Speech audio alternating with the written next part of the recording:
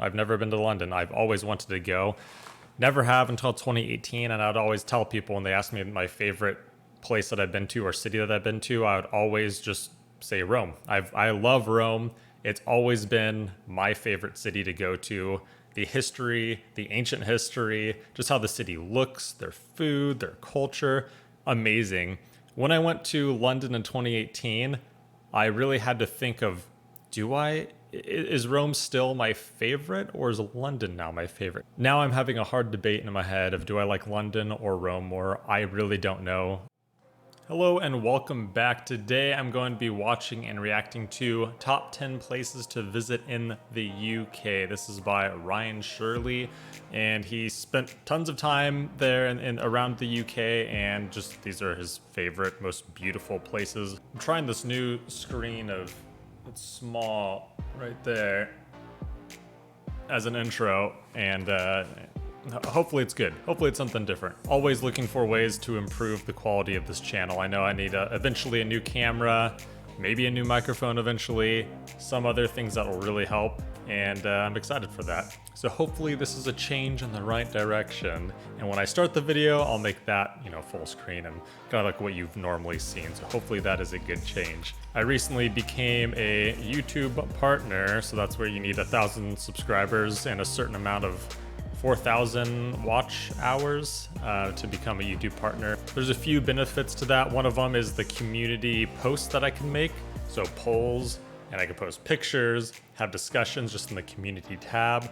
So I have that I'll post at the end of this, which is very exciting. I came out with a poll recently, my first community post of which royal residence would you like to live in? If you could choose one of them, which one would it be? And it had so many more people than I ever thought would vote on it. I had almost 500 votes on this first post of mine, so that's half of my subscribers. So everyone who voted on that and chose your house, commented, liked it, whatever, thank you so much, because that is going to be fun. Well, my plan is currently to have those posts, maybe 1 or 2 polls a week, kind of along the lines of my videos in the community tab, and have those videos posted at the end or somewhere within this current video. So I'm going to do it for you here and just kind of show you what I'm thinking. Just another way that I'm thinking of improving the content, making it more interactive, and seeing what you all and what we all think about certain topics, certain polls that I come out with, and I'll post the results.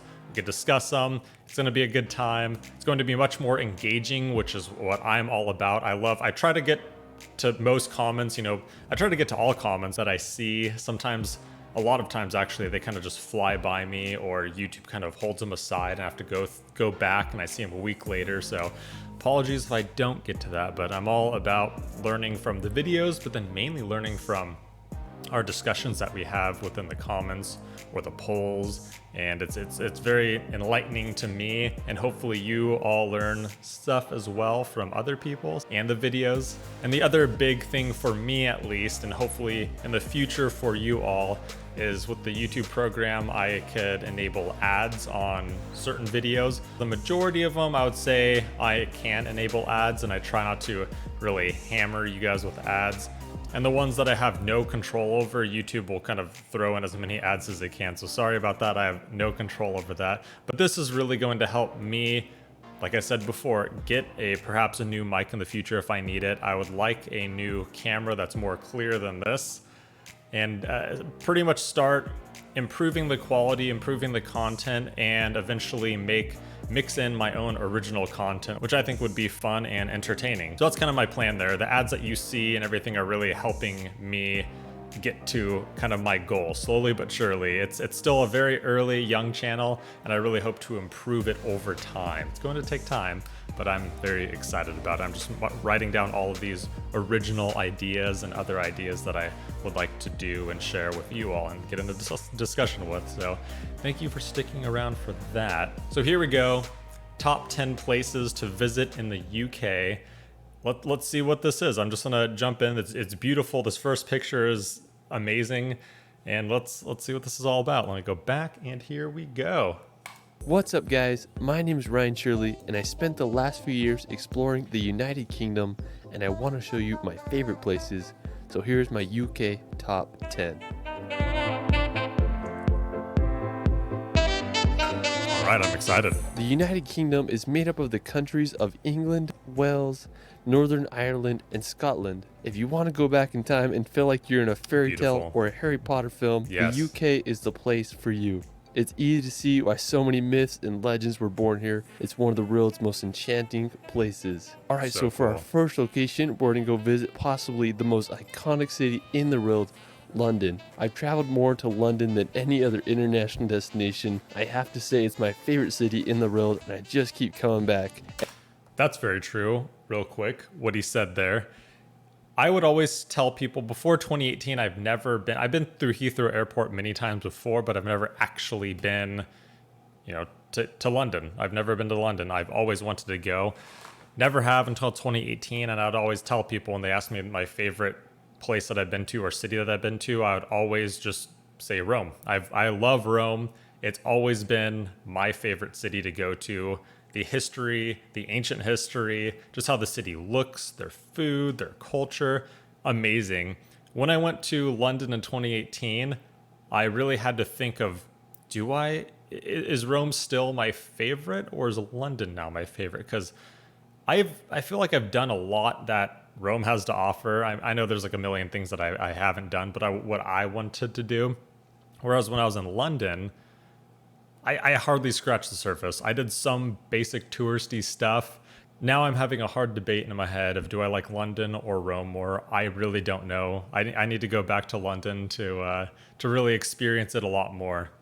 Everything from the double-decker buses to the energy of Piccadilly Circus makes the city feel so alive. There's just so many places to see. You can check out the iconic Big Ben and walk across the bridge to see the Palace of Westminster. There's the Tower Bridge, which is possibly the most famous bridge in all of London. You can go see the Stoic Guards at Buckingham Palace or take a ride on the London Eye. If you haven't already been to London, I'd highly recommend visiting when you can. It's hard to beat the London atmosphere. There's no city like it in the world. Alright, so after exploring London, we're going to make the 2-hour drive over to Stonehenge. Located in Wiltshire, England, lies one of the most famous man-made rock structures in the world. There's a lot of mystery surrounding Stonehenge, like what was its purpose and how was it made. Archaeologists believe it was constructed back between 3000 to 2000 BC. Stonehenge consists of a ring of rocks, each being around 13 feet high and weighing nearly 25 tons each. It's unclear what the exact purpose of Stonehenge was. It's believed that it was used as an astronomical observatory or a religious site. Either way, it sure makes you stop and think how people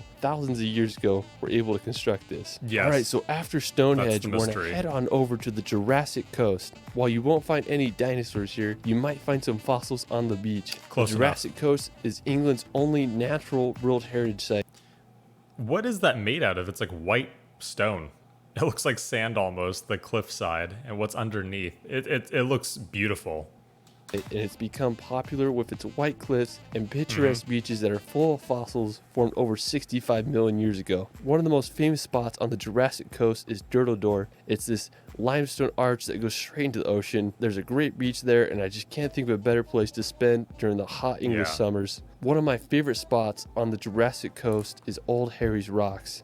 Now, special thanks to my friend David Rule for providing this footage. He has an awesome Instagram and YouTube that I'll provide in the description below. I remember the first time I saw his picture of this place and I was just baffled by the scenery there. The Old Harry Rocks are these sea stacks that are made completely out of chalk that mark the end of the Jurassic Coast. In World War II, the stacks were used as target practice for pilots, so that's kind of crazy. I just love the combination of the green meadows with the white cliffs and the blue ocean. I mean, it's just hard to beat that scenery. Alright, so after the Jurassic Coast, we're going to head up north to visit the country of Wales. Now, Wales is located in the southwest part of Great Britain. It's famous for its mountainous national parks, picturesque coastline, and distinct Welsh language. Yeah, they're crazy place names. That was one of the videos that I've really enjoyed lately. It was how to say, why British place names are so hard to pronounce. And then people were really pushing, just check out Wales and their names. That was true. It's true. One of the most scenic places in Wales is the Snowdonia National Park. It's a region in northwest Wales that is known for its mountains and lakes. The highest peak in Wales, Mount Snowdon, is located in the park with an elevation of 10,085 meters. You can hike on up there, or you can take the Snowdon Mountain Railway to the top If you're lucky, you might be able to see Ireland across the sea. That's cool. All right, so after Wales, we're going to head to the Isle of Man. Now, located in the Irish Sea, right between England and Ireland, lies a rugged island known for its rural landscapes and medieval castles.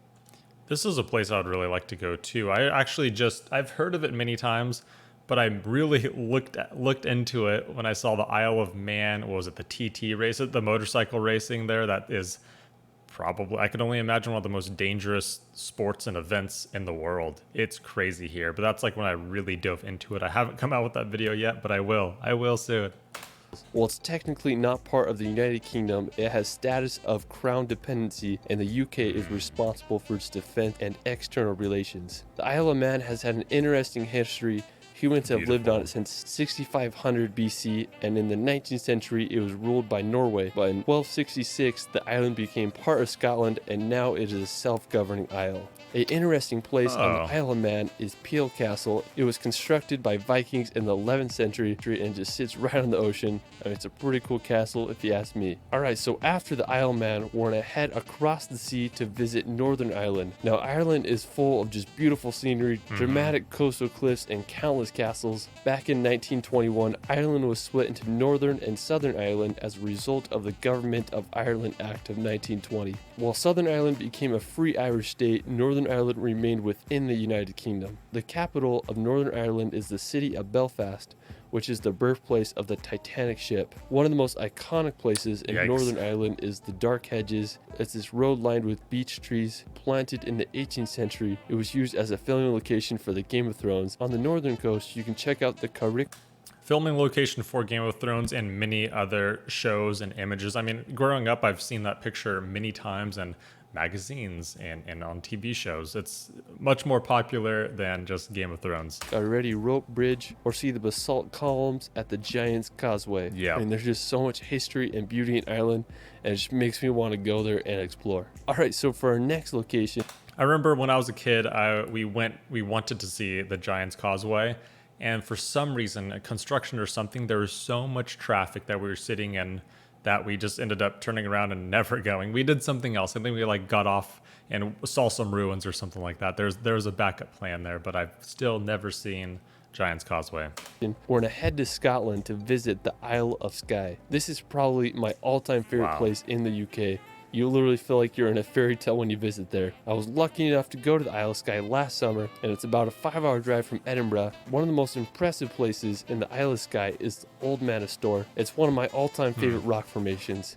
I felt like I was on the set of Game of Thrones when I was there. Now, to get to the Old Manor Store, it's about a 4-kilometer hike. You walk through some conservation gates and you'll reach the famous rock pinnacles. I went for sunrise and sunset, and both occasions were breathtaking. When I was there was just like crows flying around the rock, and there were some sheep running around. I mean, it was just a magical place. So the legend of the Old Manor Store is supposedly a giant lived there a long time ago, and when he was buried, his thumb was left sticking out of the ground.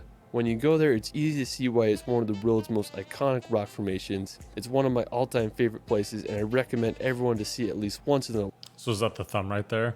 This is the thing that, once again, is so fascinating, especially to us Americans, about anything in Europe, anything in the UK, anything in whatever it is, anything out of the US, they have these, mythological things to them. They have these stories or these myths, these legends. We don't have that here. We really don't have anything like that here. So just seeing this and hearing the stories just makes it that much more magical. I like it. It's fun. Life. Just a few minutes away from the Old Manor Store, there is a breathtaking waterfall called Mealtfalls that cascades down to the ocean. There's a nice viewpoint where you can look at the waterfall. The surrounding sea cliffs in the area are also stunning. One of the most famous is Kilt Rock, which are right by Mealtfalls. I mean, it's just such a cool area. There aren't many waterfalls that fall straight into the ocean. If you're looking to find some ferries, you may want to check out the ferry pools. There are these picturesque blue pools that lie at the base of the Black Colons. When I was there were so many midges, I didn't dare get close to water, so make sure you bring some bug spray. If you want to do a beautiful hike, I'd also recommend visiting the Corang. It's one of the most beautiful areas in the Isle of Skye. You feel like you're walking on a giant golf course. I found this crazy vantage point to get a good 360 view of the whole area. Alright, so after the Isle of Skye, we're going to head over to the nearby Eilean Donan Castle. If you're driving to the Isle of Skye, you will drive right by this. It's one of my favorite castles in the UK, situated on a small tidal island at the point where the three great sea locks meet. The castle was built in the 13th century. I'm so mad at myself I didn't visit the castle when I was there. I wasn't able to check it out. That's one of my biggest regrets of when I visited the UK. So that's so unfortunate, because this is another image. We get so many images here in the US. I've seen this countless times. Once again, this castle is just, it's ancient, it's old, it's beautiful, it's kind of, mythical. It's just, you see it a lot with clouds all around it and mist and fog all around it. It's just like a mystery, but it's just beautiful, and you know where it is. You've seen it before, you've heard of it. I don't know much about it, but I would definitely love to go see this place. don't make the same mistake I made. Alright, so after Castle, we're gonna head over to one of Scotland's most iconic locations, the Glenfinnan Viaduct. It's located at the top of Loch Shiel in the West Highlands of Scotland. It was completed around 1898. This may look familiar because it was featured in the Harry Potter films. When I was there, I wanted to get close to the bridge, so I walked underneath it. I was just shook by how big it actually was. That is really big. Let me go back for just a second here. You never realize from the films, yeah, it's big. I mean, that's where I know it from, the Harry Potter films. I grew up, I'm about the same age as all the actors, so I grew up with Harry Potter pretty much, just like kind of my whole generation. We grew up with Harry Potter. But you don't realize how big this actually is until you see the viewpoints like this.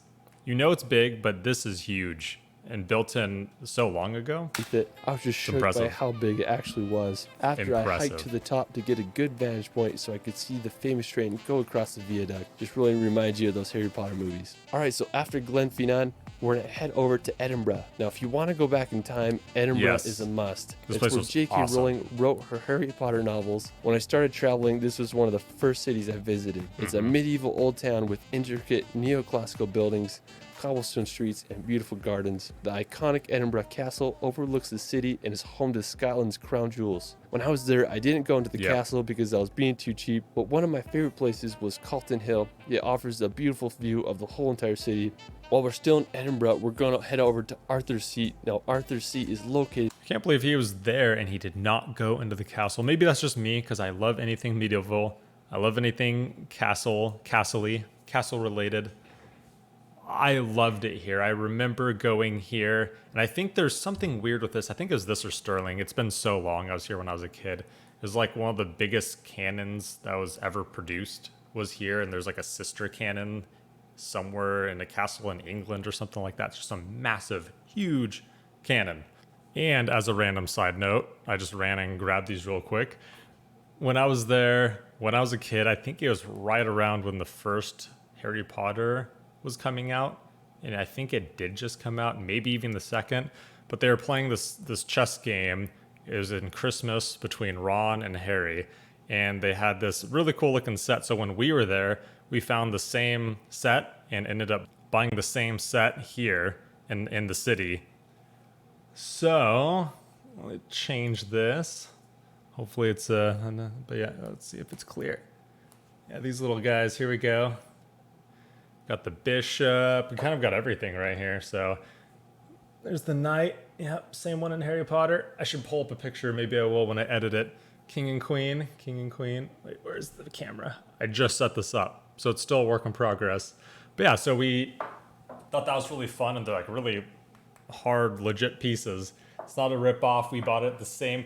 I feel like it was the place, I could be wrong, the place that, the film producers bought the set as well, the same place here in the city in the movies during Christmas, and they're playing. But I thought that was a random thing I just thought of when I was sitting here watching this random segue, but here we go. Almost done, don't worry. Favorite places was Calton Hill. It offers a beautiful view of the whole entire city. While we're still in Edinburgh, we're going to head over to Arthur's Seat. Now, Arthur's Seat is located in Holyrood Park, and it's a short walk from Edinburgh Centre. Arthur's Seat is an extinct volcano with an elevation of 823 feet. When I was there, I wanted to get as high as I could so I could see all of Edinburgh. Naturally. I made a hike up, and I reached the top. It was just so windy when I was there, nearly blew me over. After I hiked to the top, I had a good time just hiking around Holyrood Park and enjoying the views of one of UK's most iconic cities. All right, well, that is it for my United Kingdom top 10. The UK is just such a unique region in the world, and I hope all can witness its beauty and history. What was your favorite place in the video? Let me know in the comments below. If you guys want to support the channel, considering becoming a... So that was good. That was great. That was really good. Sorry, it's a longer video. I went on a whole bunch of side notes here, but I thought that was really good. I saw this video a long time ago, and I was going to do it, and I just never got around to it. So I decided I'm gonna save this video. I'm gonna do it right now. I'm gonna bring my little pieces from the Harry Potter chess set in here, the little bishop. And yeah, same question to you. What is your favorite place that they showed in the video? You could have, and if you've been there before, let me know a little bit about this place, because I'm for sure coming back sometime to the UK. I haven't visited, out of all the UK, I haven't not visited Wales, so I'll probably go there. I want to go, I want to go everywhere again. It's been, since I was a kid, I went to Ireland and Scotland, and then in 2018, when the Big Ben, Elizabeth Tower, was not completed yet, scaffolding was still all over that, building up around Parliament. So I'd still love to go to London. I have not seen Stonehenge because I was so busy doing other stuff. I didn't see Windsor. So those places I'd love to go to, and all of these are kind of just added to my list that I want to go see. That's my question. Where have you been? What do you like? Where do you want to go? And any more suggestions of where to go? I want to hear more about these places. So I love hearing your stories, so anything you give me, I will take. I will end it there. I should have it in this thing. I'm still work in progress. And as promised, here is my first poll that I came out with, my first community post. The poll asked for you, what is your favorite Queen Elizabeth residence? Other than Buckingham Palace, of course. So I could only fit 5 options on here, and it looks like number 1, by a long shot, I'm not too surprised, is Windsor Castle. That place was amazing to see. Although I didn't personally go there, I just watched a video on it and reacted to it, which it's not out yet. That's why it sounded very weird how I said that. I haven't actually been there, but it looks amazing. I can't wait until I go to Windsor Castle. It's like its own little city. Reminds me kind of like they have their own function there. They have their own city. They have, can't even imagine how many people who work there daily. And near the bottom, you have Holyrood Palace. That place I have actually been to. I haven't been to any of these other than that one when I was in Scotland a long time ago. Poor Hillsborough Castle. That one is 1%. I don't even know how many votes out of 458. A big thank you to you, everyone who has put in the time to vote. This was a much bigger success than I thought. Way more votes than I would have ever thought. Half the people that are subscribed to me voted, which seems insane to me, which thankfully you are voting, because this is way more fun for me, and I could add this to my videos to hopefully make it more engaging and fun and see what other people that are watching this will vote for. And that's a lot of votes. We're coming close to 500 votes, so I'll continue having these polls, having a fun time with the comments and making these polls up, taking any suggestions. Probably 1 to 2 posts a week. I don't want to slam anyone's feeds and take over all of that. Just 1 to 2, you know. So once again, thank you for voting, everyone that did, and that will vote in the future. I'll have to think of the next one. I'll have them roughly related to certain videos that I have and posted in future videos, such as this one that I'm doing now. But yeah, here it is. Perfect. I'm holding it now. I'm holding the poll. Very still. And I'll have to find a place to archive all these, just kind of put them all somewhere. I'm not sure where. Maybe a future Patreon that's just free. Just go and follow it. I'm thinking of that. Just post them all there. Somewhere just to have, and just post everything there. If you want to go back and look at the past 10 polls, you could just go and see with all the votes, and maybe I'll add some of the comments into there, something like that. So I'll figure it out. But thank you for voting, and on to the next one we go. Windsor Castle blows everything out of the water. So the next one I'll try to think of that'll be closer. Until next time, thanks for joining, thanks for watching, and see you all next time. See you next video.